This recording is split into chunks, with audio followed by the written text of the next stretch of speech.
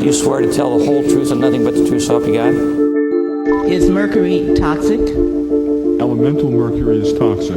Silver amalgam fillings, does it contain mercury? It does. Almost up to 50%? Yes. Mercury is a toxic substance. A lot of us have dental amalgams that contain mercury.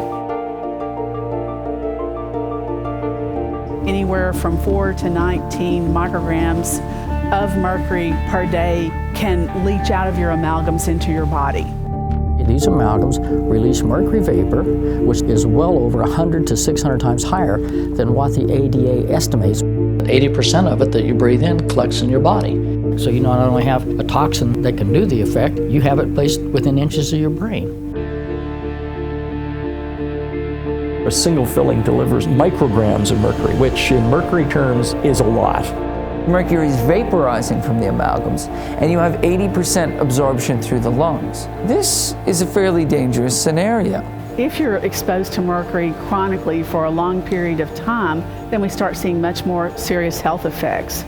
These health effects would be damage to the central nervous system, fatigue, irritability, being very emotional, memory loss, shyness, blushing, tingling or tremors in your hands, tingling and shooting pains in your feet, anorexia. You may have gingivitis, you may have some serious respiratory problems. There are just a lot of really serious health problems associated with chronic exposure. When a woman is pregnant, we hope that she's never exposed to mercury vapor, because we know that it can pass the placenta and cause neurological problems in the unborn baby. If you're exposed to mercury, we start seeing much more serious health effects.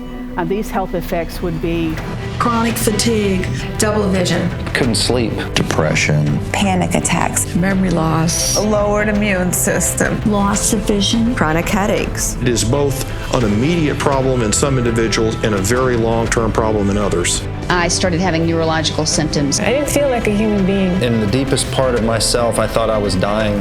People think you're crazy, and you're not crazy. You have mercury poisoning. Every human body has a genetic predisposition to handle toxicity a certain way. And there's a very strong biological reason for this. And it comes down to the individual's susceptibility. Most of this is genetic susceptibility. Certain people will get sick, will have symptoms at much lower levels of exposure than other people. They've never done any safety studies on this product. Why is it that the ADA will not tell the public that mercury amalgam is harmful? This is an amalgamator. This is the instrument that's going to mix the mercury with the other ingredients to form the amalgam filling. Keep in mind that we're taught in dental school that once they combine, the mercury becomes relatively inert at that point. So let's try this.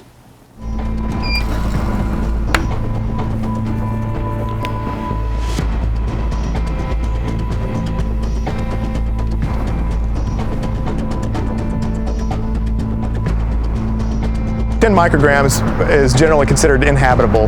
They shouldn't be living there without some kind of respiratory protection, and the cleanup goal to make sure everything's completely removed to the point where it can never pose a threat to anyone, even small children with health problems, is 0.3 micrograms.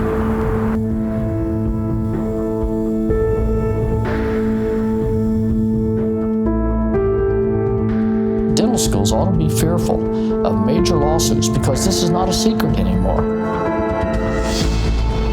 You can see it coming out. I mean, the exposure to mercury to those people is just tremendous.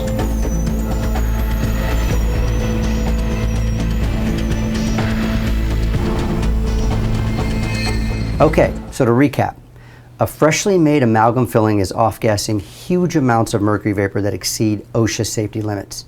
And it makes total sense. Remember the amalgamator violently shaking the amalgam capsule back and forth? Well, that shaking was creating friction, thus creating heat, which is the last thing you want to do with elemental mercury. Why? Because the more you heat elemental mercury, the more mercury vapor it releases. It's simple science. This large exposure of mercury to the patient is one of the reasons why I decided to become a mercury-safe dentist 23 years ago. Unfortunately, dental schools all across the country incorrectly teach students that the mercury is contained within the amalgam, thus putting them and dental patients at risk.